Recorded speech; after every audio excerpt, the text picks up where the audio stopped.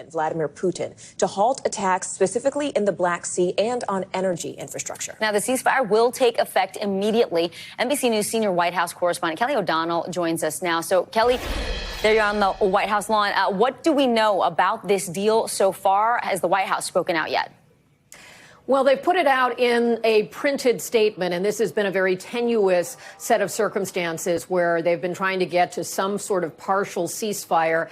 And this is an incremental positive step that the White House says is looking good based on conversations that have been happening in Riyadh, Saudi Arabia. So this is a narrow piece where the Black Sea, which is a critical point for international commerce and so forth, that they would stop fighting in that area. They would stop fighting that targets energy infrastructure. So there's a lot of other things that could still be aspects of a hot war here. But this is a sign of progress.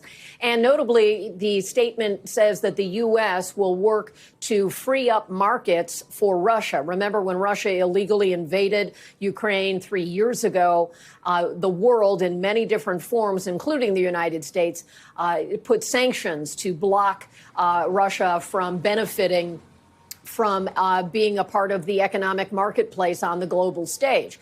And so this is indicating that they would reopen some of those avenues. That's obviously a great benefit to Russia and certainly for Ukraine. They want to see fighting reduced and, at least in this area, brought to a halt. So far, it appears that President Zelensky has agreed as well. We've seen how in these volatile circumstances, even bits of good news, we have to tread carefully until it's implemented.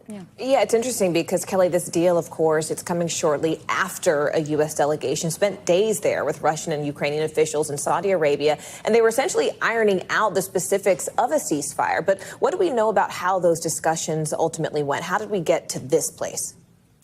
Well, we'll have to get more of a readout on how they got to this final conclusion, but they have put in the work. We saw that there was a direct conversation between President Trump and Vladimir Putin by phone, where there were discussions about what they were hoping to achieve. We also saw how President Zelensky came to the United States, had a testy meeting with President Trump in the Oval Office and other top officials, and then after that tried to work to repair some of the disagreements that erupted in that setting.